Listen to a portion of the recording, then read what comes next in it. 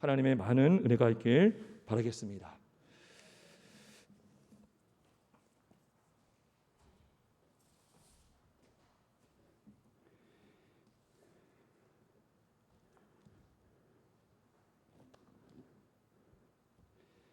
잠시 한번 기도하겠습니다.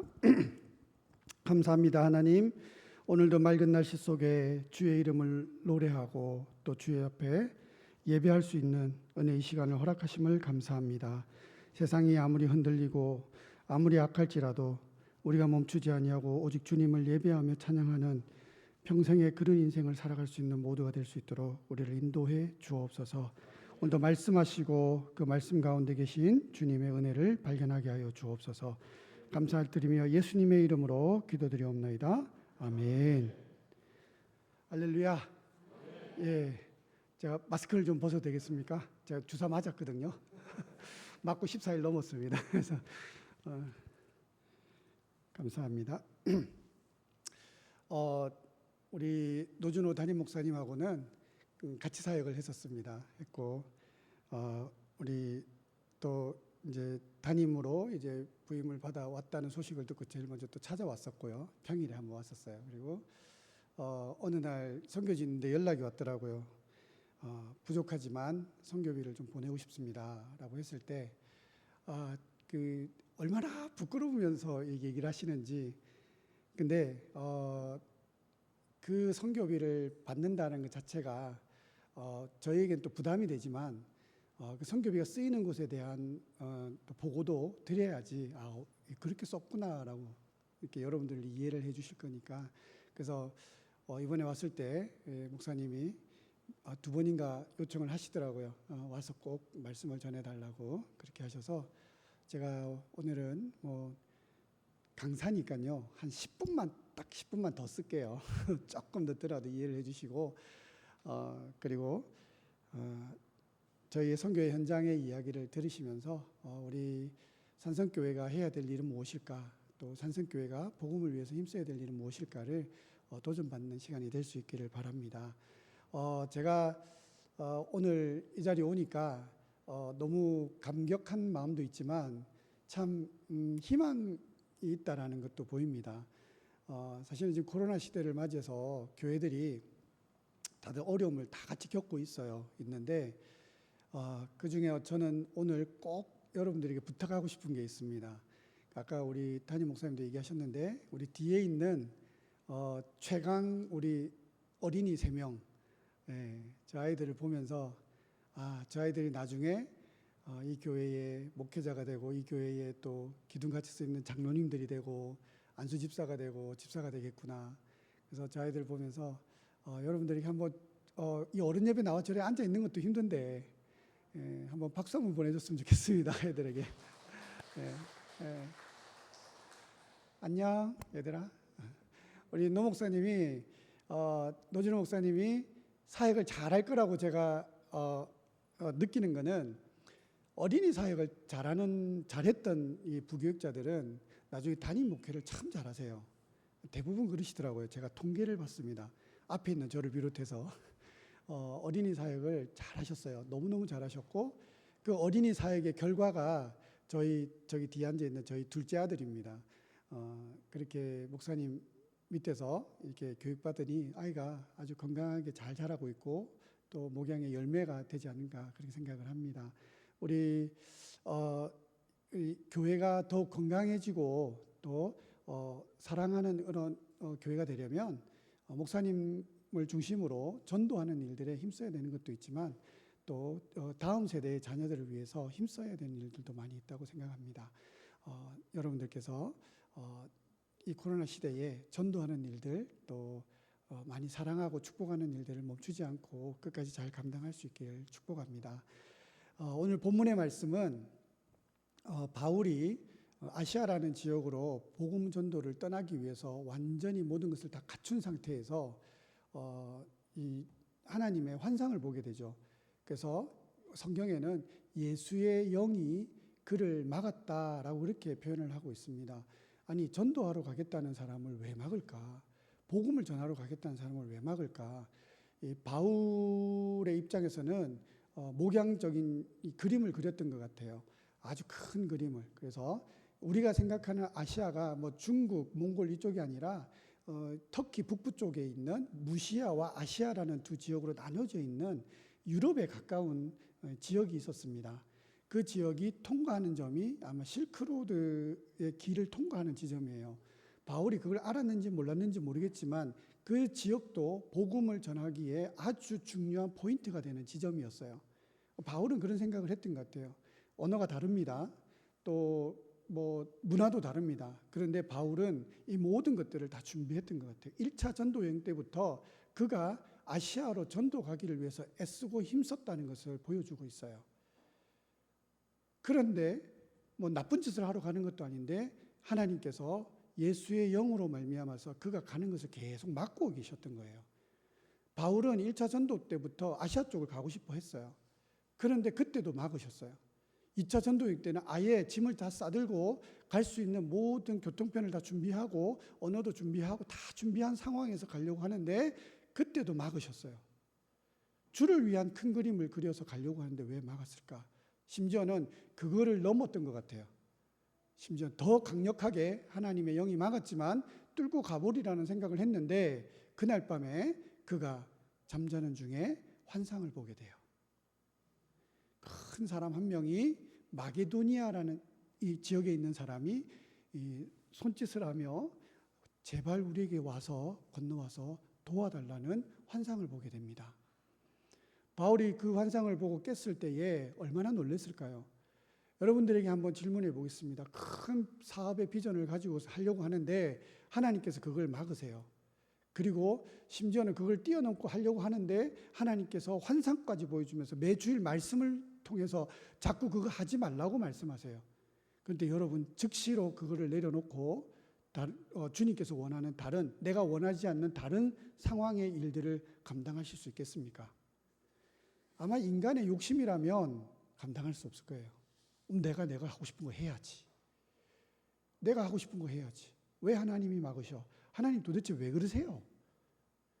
여러분 그렇게 반문하지 않겠습니까? 저는 18살에 하나님 앞에 선교사로 서원을 하고 계속해서 하나님 앞에 그런 기도를 했어요. 신학을 하고 강도사가 되고 목사가 되면서까지 하나님 1년만 더요. 하나님 1년만 더요. 1년만 더요. 그래서 계속 부교육자 생활을 거의 20년에 가까이 했습니다. 하면서 1년만 더요 하다가 40이 되는 해에 그때에 주님께서 드디어 때리시더라고요. 너 갈 거야 안 갈 거야? 도저히 연장을 안 해주시는 거예요. 그래서 그게 이때 지금은 이제 말을 안 들으면 안 되겠다라는 그 위기감을 느끼고 가방을 싸서 필리핀으로 가게 됐어요. 어디 교회 파송교회도 없었어요. 저희들 뭐 가지고 있는 얼마 안 되는 예산을 가지고 세 아들이 가방 메고 캐리어 끌면서 저희 집사람도 메고 저도 메고 다 가족이 거의 뭐 이주하다시피 그렇게 새벽기도 인도를 마치고 아침 차를 타고 공항으로 가서 비행기를 타고 필리핀으로 갔어요. 그게 저희들의 출발이었습니다. 저는 어느 순간에 그런 욕심이 들더라고요. 하나님, 필리핀 선교 아니 어느 나라로 가든지 선교하라는 거 그거 하나님 나중에 하면 안 될까요? 나중에 나이가 들어서라도 할 수 있고 아니면 제가 한국에서 목회를 하면서 그런 선교사들 도와주는 것도 선교잖아요. 그런 욕심이 생기더라고요. 그런 꿈을 가졌는데 어느 날 하나님께서 막으시는 거예요. 너 갈 거야 안 갈 거야? 너 약속 지켜야지. 그 마음의 무거운 짐 때문에 하나님 앞에 가겠습니다라고 떠났는데 도착해서 이제 내가 이제 왔구나라고 하는 그 순간에 그게 짐일 거라고 생각했는데 짐이 아니라 하나님과의 약속이었고 하나님이 내게 주신 비전이었다는 것을 그때 발견하게 됐어요. 바울이 지금 이런 상황입니다. 그런데 바울의 위대한 점이 이런 데 있습니다. 성경에 보면 영어 성경에 보면 immediately라는 단어를 쓰는데 이게 뭐냐면 우리가 표현하는 건 즉시. 근데 이거보다 더 강한 표현이에요. 곧바로. 그러니까 그가 준비했던 건 모든 것 다 내려놓고 그 즉시로 하나님이 원하시는 곳 마게도냐로 출발하게 돼요. 며칠 걸리지도 않은 것 같아요. 준비하는 것도 필요 없어요. 그냥 주님이 원하신다면 그렇게 하겠습니다. 다 내려놓고 출발했어요. 여러분, 우리가 하나님 앞에 이 받는 비전은 무엇일까요? 우리가 오늘 성경에 보면요, 환상이란 단어가 나오는데 그 환상을 봤다 그랬잖아요. 여러분들이 생각하는 하나님의 환상은 뭘까요? 혹시 이런 거 아닙니까? 눈을 감으면 쫙 펼쳐지면서 영화의 스크린처럼 쫙 펼쳐지면서 뭔가 보이고, 야 대단하다, 뭐 예언적인 것도 보이고, 뭐 코로나가 뭐 2022년에 끝난다라는 뭐 예언 같은 환상이 보이고, 막 그림같이 영화같이 보이는 거, 여러분 이런 신비주의적인 환상을 생각하십니까? 예, 바울이 사실은 그런 환상을 봤어요. 그 환상이 틀렸다는 건 아니지만 오늘 성경에 보니까요, 환상이라고 표현했지만 그 영어 성경에 보면은 비전이라는 단어를 사용하고 있어요. 비전. 우리가 늘 얘기하는 비전요. 그 영어 단어가 환상이란 뜻도 있습니다. 보여지는 것, 환상 뭐 이런 뜻이 있어요. 그런데 다른 환상이라는 단어가 있는데 성경에서는 비전이라는 환상의 단어를 쓰고 있어요. 왜일까요? 두 가지 버전이 있는데요. 이 NIV라는 영어 성경에는 비전이라고만 썼는데 그 킹 제임스 버전이라는 영어 성경에는 어떻게 표현을 했냐면 비전 appeared라고 얘기를 하고 있어요. 뭐라고 얘기했냐면 환상이 보여졌다라고 얘기하고 있어요. 다시 말해서 우리가 잘 아는 비전으로 얘기하면 비전이 보여졌다라고 얘기하면 나타났다라고 얘기하고 있는 거예요. 여러분들에게 다시 한번 묻고 싶은 게 있어요. 여러분들이 보고 있는 환상은 무엇입니까? 여러분들이 보고 있는 환상, 뭐 스크린처럼 나타나는 거 이런 거 있으시면은 여러분들 있으세요? 그런데요, 제가 다시 한번 해석해서 묵상하는 가운데에 하나님께서 깨닫게 하시는 환상이라는 단어의 뜻이 있더라고요. 비전이라는 거예요. 비전. 비전은 하나님의 일이에요. 하나님의 목표예요. 그런데 이 그림처럼 보여지는 것을 비전이라는 단어를 썼다는 것은 여러분, 하나님께서 말씀하기를 원해서 말씀하시는 거예요. 그 환상이 그림으로 보여지는 거지만 그 환상 자체가 말씀하시는 거라고요. 야, 너 아시아가 아니라 무시아로 가.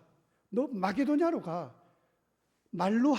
직접적으로 말로 하시진 않지만 영화 같은 그림으로 말씀하시는 거라고요. 그게 하나님의 목적을 보여주는 겁니다. 그렇다면 여러분들의 비전은 언제 보여질까요? 영화를 보면서 우리가 생각하는 신비주의적인 환상을 보면서 하나님의 목적을 보여주는 게 아니라 매 예배 때마다 담임 목사님이 말씀을 선포할 때면 그게 바로 하나님의 목적을 얘기하는 거예요. 그게 바로 환상입니다. 대단한 거 아니에요. 여러분들은 그래서 매주 주일마다 담임 목사님이 한 주간 동안 머리를 짜매면서 하나님 말씀을 허락해 주세요라고 했던 그 말씀을 받은 것을 여러분들에게 대언할 때 여러분들 그 환상을 보셔야 돼요. 그 환상이 뭡니까? 때로는 내게 찔림이 옵니다. 오늘 담임 목사님이 나한테 오늘 왜 저런 말씀하시지? 지난주 신방 오더니 내 사정 알고 나를 좀 이렇게 좀 뭐라 하시는 건가? 기분이 확 나빠진다든지, 아니야 저 말씀은 나한테 아니야, 저건 나하고 상관이 없는 말씀이야. 여러분들 그것은 하나님의 말씀을 목적을 거부하는 거예요. 찔림이 있으면요, 하나님께서 오늘 내게 환상을 보여주시며 말씀하시는 거라고 인정하셔야 됩니다. 그리고 그 찔림대로 회개하고, 아니면 그 찔림대로 하나님이 원하는 뜻을 구하고 하나님이 보여주고 말씀하는 대로 그것을 행하는 거, 그게 바로 오늘 바울이 했던 모습처럼 우리가 즉시로 주님의 뜻을 따라갈 수 있는 그러한 믿음의 방법이라는 거예요. 여러분들 지난주에 어떤 환상을 보셨어요? 그 지난주에는 어떤 환상을 보셨습니까? 아마 여러분들 나름대로의 말씀을 통해서 받는 은혜들이 있을 거예요. 그러면 그 지난주에 그 말씀의 은혜를 받으셨으면 이번 한 주간 동안에 그러한 삶을 사셨습니까?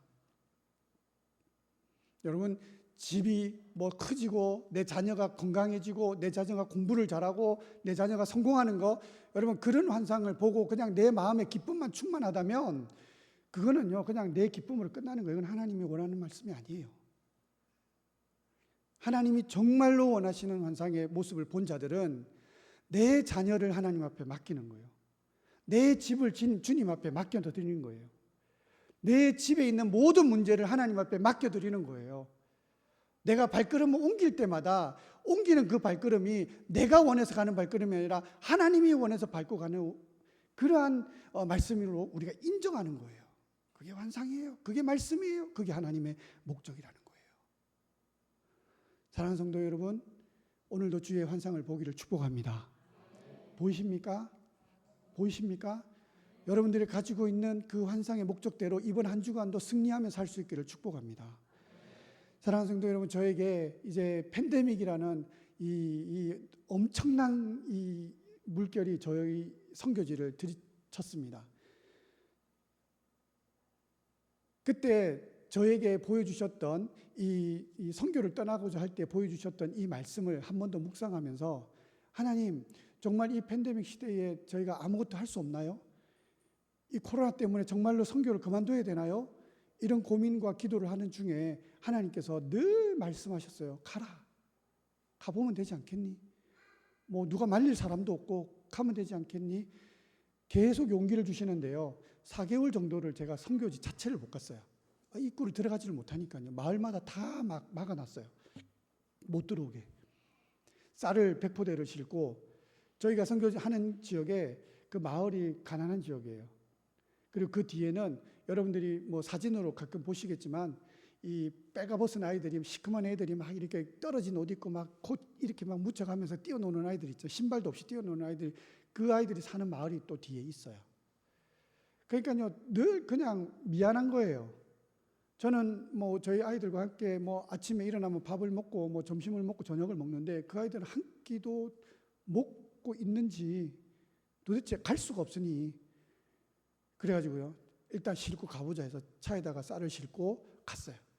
갔는데 마을 입구에서 당연히 봉쇄를 하죠. 못 들어가게. 근데 뒤에 이렇게 쌀을 이렇게 보더니 쌀이네 해서 가라 이렇게 했는데, 운전하는 사람을 봤어요. 제가 운전했거든요. 딱 저를 보자마자 차이니즈다 막 그러는 거예요. 그러면서 그때는 우한이란 단어, 우한 차이니즈 우한 이러는데, 갑자기 열었던 문을 다시 확 닫아버리는 거예요. 난 중국인이 아닌데. 그래서 저는 I'm Korean, I'm missionary 얘기를 해도 안 된다고. 저는 비행기를 타고 한국을 최근에 갔다 온 적도 없고 중국을 근처도 간 적도 없어. 막 그래도 안 된대요. 한국 사람은 절대 안 된대. 중국 사람도 절대 안 된대요. 안 된다고, 못 들어간다고. 너무 화가 나는 거예요. 밑에 경찰서에 아는 분들이 계셔가지고 내려가서 현지 경찰 몇 명 데리고 왔어요. 그래가지고 같이 갈 수 있게 해달라. 내가 사람들하고 접촉하면 안 되니까 경찰들이 날 지켜볼 거야. 그래도 열어달라고 해도 안 열어줘요. 절대 안 열어주더라고요. 너무 화가 나가지고 이 쌀을 들고 다시 돌려서 이 쌀을 받아주는 마을로 가버려야겠다 생각하는데, 하나님께서 마음을 감동을 주시는 거예요. 야, 황 선교사, 꼭 네가 가야겠니? 라는 얘기를 하는 거예요. 꼭 네가 가야겠어? 아니요. 그렇구나. 내가 안 가도 되겠다. 그래서 제가 전화를 했죠. 저희 교회 파스토한테 전화를 해서 내려오라고. 그래서 그 파스토가 내려와서 그 쌀을 싣고 갔어요. 저는 그 마을 밖에 있고요. 다 나눠주고 나중에 사진 찍은 걸 보여주더라고요. 여러분, 그렇게 힘든 상황과 여건 속에 마을에 함부로 들어갈 수 없고, 가서 아이들을 만날 수도 없고, 사람들을 만나서 설교할 수도 없고, 아무것도 할 수 없는 시간을 계속해서 보내다가 하나님께서 저에게 말씀 가운데, 묵상 가운데 주신 은혜가 있었어요. 하나님, 이 시대에 성도들에게 용기를 잃지 않고 믿음을 가지고 할 수 있는 일이 무엇이겠습니까? 라고 기도하던 중에 하나님께서 교회라는 비전을 주셨어요. 교회라는 비전을요. 왜냐하면요, 저희가 어떤 연세, 지금 80이 가까우신 분 한 분이 죽기 전에 필리핀에 교회를 하나 짓고 싶습니다 라고 해서 본인의 모든 퇴직금을 보내주셔가지고 교회를 짓던 게 있었어요. 근데 그게 이제 짓다가 코로나가 돼가지고 이제 스탑이 된 거예요. 교회도 예배가 안 돼요. 뭐 예배실이 없으니까요. 그리고 아예 모일 수도 없고. 근데 저 교회를 멈춘 게 너무너무 저도 마음이 아프고 하니까 제가 쌀을 싣고 그 마을에 그 우리나라로 치면 동사무소가 있어요. 조그마한데 그 동사무소에 가서 캡틴에게 쌀을 기증하면서 막 마을에 나눠주라고 알코올도 주고 마스크도 주면서 그렇게 기증을 했어요. 그리고 제가 들어갈 수 있도록 허락을 받았어요. 다른 마을에 있는 교회 짓고 있는데요. 제가 2군데를 사용하고 있거든요. 들어가 가지고요. 그래서 교인들하고 의논을 해서 7명의 사람만 뽑았어요. 그리고 그 사람들과 함께 건축의 마무리를 하기로 했습니다. 열심히 했어요. 진짜 감염 안 되려고요. 다들 작업하면서 수시로 손 닦고 마스크 쓰고, 그리고 뭐 물건들도 사와서 드려주고, 이렇게 해가지고 2달 더 조금 되는 시간에 건축을 마무리를 했어요. 그리고 난 다음에 교인들이 함께 모여가지고 예배를 드리는데, 그 예배를 드릴 때에 아직 입당 예배는 못 드렸어요. 그리고 그냥 감사 예배를 드렸는데, 성도들이 이제 예배실이 커지니까요. 그래가지고 제가 또 이제 동사무소에다 이제 뿌려놓은 뇌물도 있잖아요. 그러니까 성도들이 오는 거예요, 교회로. 사실은 그렇게 많이 모이면 안 되는데 방역에 힘써서 이렇게 띄엄띄엄 이렇게 앉았어요.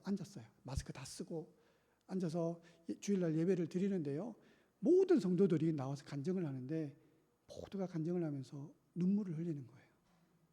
안 될 줄 알았대요. 너무너무 힘들어서 이제 예배를 못 드린다고 생각했고, 그리고 이 사람들이 집에서요, 다들 학교도 지금 아이들이 자퇴하는 애들이 많아졌고 학교를 포기하는, 왜냐하면 인터넷이 안 되니까 영상으로 뭐 수업을 할 수도 없어요. 대학생들도 너무너무 힘드니까 대학을 그만두고 있는 아이들도 많고, 또 직장 다니던 청년들도 직장을 다 잃어버리고, 마을 자체가 너무너무 힘든 상황에 새 교회가 완공되고 그 사람들이 감사 예배를 드리는데 그들 속에 북받쳐 있던 그런 두려움과 아픔과 슬픔들이 예배 시간에 터져 나오기 시작하는데 눈물을 흘리면서 간증하며 고백하기 시작하는 거예요. 그 예배가 눈물의 예배가 됐어요. 하나님 앞에 감사하다고. 저는 이유가 있었습니다. 코로나니까 다른 선교사님들도 다 안 가세요, 현장에. 왜? 나 때문에 혹시 전염될까 봐 안 가요. 저도 안 가도 됩니다. 안 해도 되죠. 이유가 있으니까요. 그 이유 때문에 전 또한 4개월 동안 멈추고 있었어요. 근데 하나님의 이유는 달랐어요. 가라는 거였고 해라는 거였고, 그들을 통해서 하고자 하는 하나님의 목적과 계획이 있었던 거예요. 그러고 난 다음에 교회가 철저하게 방역을 지키는 조건 하에 예배를 시작되었는데, 얼마나 많은 사람들이 그 예배의 은혜를 받는지, 나올 때마다 아이들이 한 명씩 늘어나고 성도들이 떠나갔던 성도들이 한 명씩 나오게 되고요. 저도 뭐 가서 그 교회를 짓기 위해서 1년 정도 사역을 했는데 못 봤던 자매들이 너무 많이 오고요. 하나님이 계획하신 뜻이 그 교회를 통해서 일어나기 시작하는 거예요. 그리고 어느 날 이 청년 리더가 와가지고 저한테 얘기를 하는 거예요. 성사님, 청소년들의 예배를 따로 분리했으면 좋겠어요. 예배를 좀 드렸으면 좋겠습니다. 그러니까 청년 예배, 청소년 예배 따로 없거든요. 하나로 다 드리기 때문에 분리를 했어요. 그걸 해보자 이래가지고 오후 2시에 예배를 시작했는데, 저희가 청소년들이 한 12명, 13명에서 15명 뭐 이렇게 많이 나오면 그렇게 나왔어요. 그런데 그날 참석한 청소년들이 40여 명이 됐어요. 언제 했는지. 그러니까 저희는 뭐 전도 집회 따로 이렇게 하는 일이 없어요. 근데 얘네들이 우리 교회가 지어졌다. 우리 교회가 정말 예뻐졌어. 그리고 많은 사람들이 여기서 예배해. 그리고 하나님이 이 교회를 세웠어라는 이 증거를 가졌잖아요, 아이들이. 그러니까 그 마음을 가지고 동네에 있는 자기 친구들한테 막 얘기하러 다니는 거예요. 그러니까 걔네들이 주일날 올 때 손잡고 오는 거예요. 한 명씩 데리고 오는 거예요. 그러다 보니까 애들이 늘어난 거예요. 그러니까 청소년 예배가 필요했던 거죠. 그 첫 예배를 드리는데 얼마나 역동적이게 하는지, 춤을 추고요. 뭐 1시간 반, 2시간, 거의 2시간을 했던 것 같아요.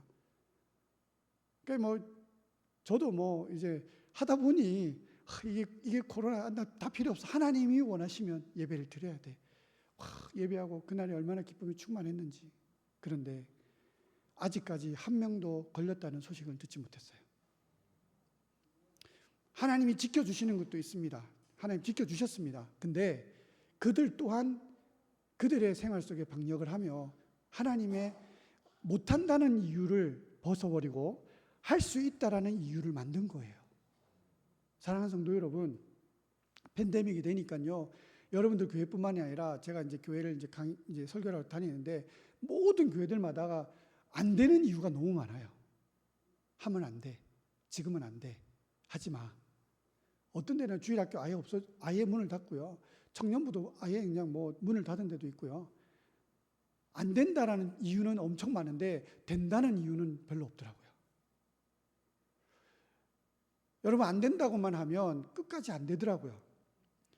방역을 지키고 철저하게 해서 해야죠. 하나님 앞에 우리가 가진 비전이 있는데, 하나님의 목적이 있는데, 매주마다 나와서 하나님의 비전을 보고 한 주의 삶을 하나님의 목적대로 살아야 되는데, 여러분 그 말씀을 받지 않고 때로는 영상을 보면서 하나님의 그 감동이 영상으로는 잘 전달이 안 되는 경우들도 많더라고요. 되는 이유를 찾아야죠. 우리 청년들에게 설교 한번 방문해서 하면서 제가 그런 얘기를 했어요. 야, 안 되는 이유를 뛰어넘는 것이 믿음이다. 안 되는 이유를 뛰어넘는 게 믿음이다. 니네들이 영상으로 주저앉아서 하는 거 니네 정말 못 나와서 그 영상으로 예배를 드리고 있느냐. 나라면 와서 밑에 영화부실에서 텔레비전을 틀어놓고 영상을 본 예배 그대로 다이렉트로 밑에서 예배 드리겠다. 왜? 교회로 와야지. 와서 제가 알거든요. 잠옷 입고 청년들이 잠옷 입고 들어 누워가지고 앞에 핸드폰 해가지고 일어나기 싫으니까 침대에서 이렇게 보고 예배 드리고 있는 거 제가 알거든요.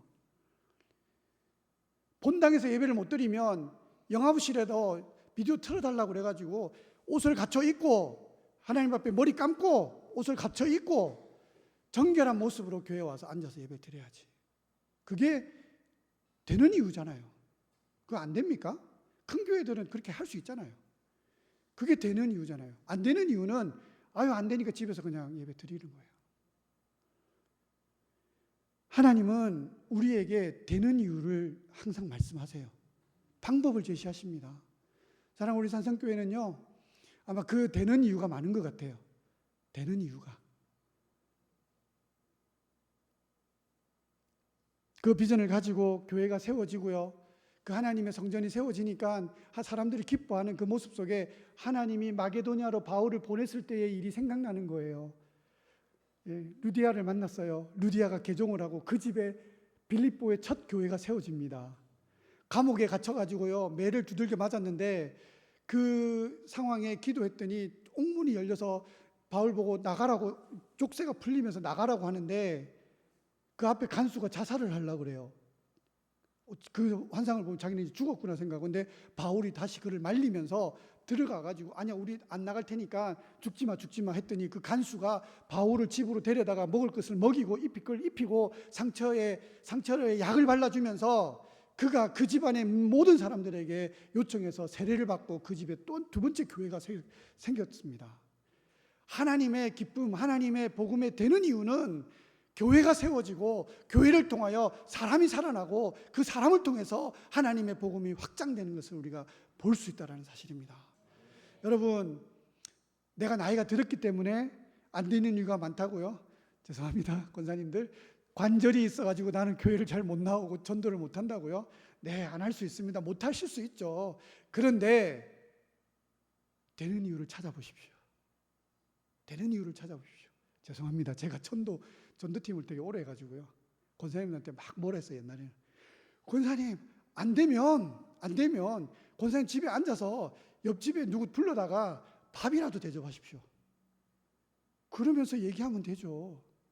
뭐 꼭 전도팀 나와가지고 가가호호 다니면서 전도집 돌리고 이거 못 하시겠으면 옆집에 경로당에 누구 아는 분 있으면 꼭 목요일 전도대 있는 날마다 불러가지고 집에서 밥 먹이십시오. 집에서 맛있는 커피 주고 좋은 차 있으면 불러가지고 앉아서 맨날 얘기하십시오. 근데 제가 했던 중에 연세 드신 권사님 3분을 전도하신 분이 계세요. 그래서 이렇게 오시더니 목사님 하니까 되대요 그러더라고요. 하니까 되대요. 그렇죠. 하나님의 방법인데요. 교회가 재정적으로 많이 힘들었습니다. 뭐 평상시에도 헌금을 하면 한 3만 원, 한 주에 2만 원, 3만 원 정도 나오는 교회인데, 필리핀 교회들이 헌금이 많지가 않아요. 근데 팬데믹이 되니까 뭐 저희가 따로 행사가 평상시에도 없기 때문에 재정이 나갈 일이 그렇게 많이 있지는 않습니다. 근데 그걸 하는데 이제 전기세도 내야 되고 뭐도 해야 되는데 너무 힘든 거예요. 그래가지고 저도 그들에게 베풀 수 있는 이 한계가 있잖아요.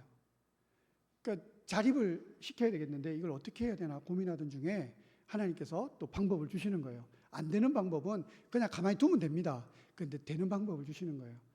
한 선교사님이 그 한국식 치킨을 이렇게 파시는 비즈니스 선교하시는 분이 계셨어요. 찾아갔어요. 도와달라고. 우리 교회에 이렇게 너무 재정으로 힘드니까 좀 도와달라고 했더니 그분께서 이 치킨 소스를 한국식 소스가 지금 필리핀 사람들이 엄청 유행하고 있어요. 버무려 가지고 하는 게 그런 소스가 없기 때문에 그 소스 하는 비법을 안 가르쳐 주시고 그 소스를 만든 거를 저희한테 싸게 공급을 해주세요. 그래가지고 제가 이제 그 튀김기 요만한 거 가정용이 있어요. 그것도 하나 사고 그리고 또 치킨도 제일 싼 거 사가지고 막 버무려 가지고 하는 방법을 배웠어요. 그리고 저희 교인 중에 신실한 가정, 신실한 믿음 있는 이 가정을 찾아가지고 그 사람에게 그 사업을 넘겼어요. 그리고 집 앞에서 뭐 상점을 열어줄 수 있는 재정은 없고 집 앞에서 동네 앞에서 이렇게 해가지고 치킨을 팔아요. 하는데요, 이게 잘 돼야 되는데 어떻게 됐을까요? 네, 너무 잘 돼가지고 매주 처음에는 2,000페소, 한 5만 원 정도가 이렇게 교회 헌금을 하더라고요. 이게 계약이 어떻게 돼 있냐면 순수입의 50%는 본인이 가정을 위해서 쓰고 50%는 교회에다 헌금하는 거예요. 근데 처음에는 5만 원 정도, 두 번째 달이 됐는데 이게 막 10만 원 정도가 들어오는 거예요. 우와. 그래가지고 교회가 조금씩 재정이 생기기 시작하더라고요.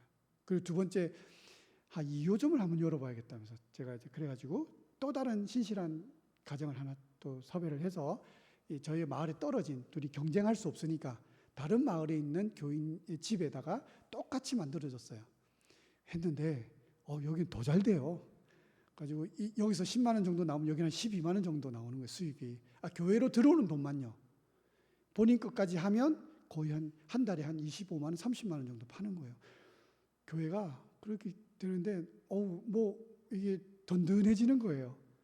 이래? 그런데 제가 이제 취미 삼아 배웠던 커피 이렇게 로스팅하는 걸 제가 배웠거든요. 한 1년 정도를 제가 해서 한국 분들에게 좀 팔았어요. 팔아서 그 돈을 가지고 교회 하는 데 썼는데 그걸 또 청년들에게 가르쳐 줬어요. 청년들이 그걸 하면서 그게 또 수입이 또 생기네요. 그러면서 똑같이 50대 50. 50은 교회 헌금, 50은 너를 위해서 써. 그렇게 했는데 제가 나오기 전주에 이제 교회를 갔더니 회계를 담당하는 집사님이 저한테 그런 얘기를 하는 거예요. 선교사님, 팬데믹 전보다 헌금이 더 많이 들어와요. 그래가지고 그래?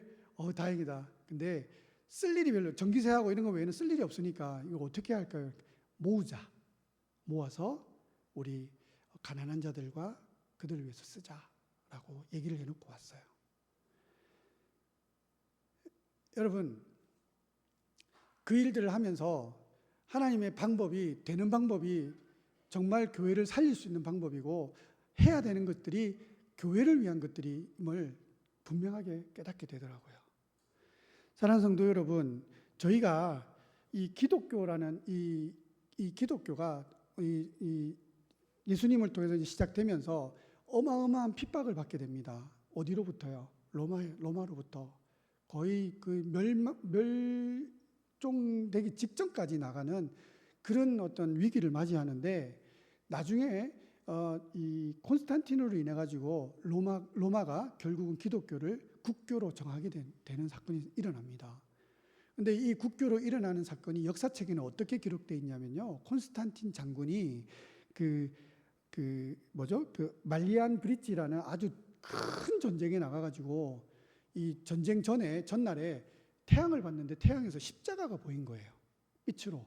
그래가지고 이 사람이 그걸 보고 난 다음에 모든 군사들의 방패에다가 십자가를 그리게 했어요. 그리고 전쟁에 나갔는데 대승을 거둡니다. 그리고 그가 로마로 돌아왔을 때에 국민들이 그를 황제로 추대하게 됩니다. 그리고 그가 기독교를 공인하게 돼요. 그래서 로마가 기독교의 중심지가 되게 됐습니다. 여러분, 우리가 알고 있는 역사가 바로 이거예요. 그런데 다른 그 역사의 뒷얘기를 보니까요, 그것 때문에 공인된 게 아니라 그 전에 어떤 사건들이 다 있었더라고요. 그 사건들이 뭐냐면 이 AD 165년경에 로마의 그 안토니우스라는 코로나가 발생해요. 그러니까 지금으로 얘기하면 코로나예요. 역병이 발생하는데 15년 동안에 이거를 감당할 수가 없는 거예요. 그래가지고 1,500만 명이라는 사람들이 죽었습니다. 죽었어요. 하루에 2,000명씩. 어마어마한 사람들이 죽어나갔습니다. 그리고요, AD 251년경에도 또 똑같은 지금과 같은 팬데믹, 코로나 같은 시대가 또 열린 거예요. 그게 뭐냐면 키프루스라는 역병이 또 돌게 됐어요. 그것도 15년 동안에 수백만 명의 사람들이 죽었습니다. 죽었어요. 그런데 아주 특이한 사람들이 생겨났어요. 어떤 사람들이 생겨났냐면요, 그 사람들 옆에 가면요, 그때 당시에 그게 천연두 또 에볼라 바이러스 그런 거예요. 에볼라 바이러스는요, 걸리면 바로 죽습니다. 어마어마하게 무서운 병인데, 그런 사람들이 격리돼서 죽어가고 있는 그 시설에 어떤 사람들이 계속해서 물을 공급하고 먹을 것을 갖다 주고 그들의 땀을 닦아주고 그들의 시신의 장례를 치러주면서 그 사람들을 위해서 애쓰고 노력하는 사람들이 있더라는 거예요. 그래가지고 실제로 역사에 보니까요, 그 지역에만 그 병으로 인해 가지고 죽는 사람들이 3분의 2로 줄었다라고 기록이 되어 있어요. 그 사람들 때문에요. 그 사람들이 누군지 아십니까? 그리스도인들이었어요. 그리스도인들이었어요. 그들이 물을 갖다 주면서요, 힘내십시오. 예수님이 당신과 함께합니다. 힘내세요. 당신은 분명히 나을 겁니다. 하나님이 당신을 사랑하십니다. 예수님이 당신과 동행하십니다. 손을 잡고요, 그 감염의 위험을 무릅쓰고 그들을 위해서 눈물로 간절하게 기도하고, 혹시라도 죽은 사람이 있으면 그들이 돈을 모아다가 과부와 고아들을 위해서 그들의 가정을 책임지면서 그들을 도와주고 힘쓰고 애썼다라는 거예요. 그 사람들이요, 기독교인들이었어요. 그거를 로마 사람들이 본 거예요. 아니, 저 사람들 도대체 누구야? 누구길래 저런 목숨을 걸고 죽어가는 사람들을 돌보고 저렇게 안아주고 있는 거야? 고넬료 교황이 남긴 기록이 있어요.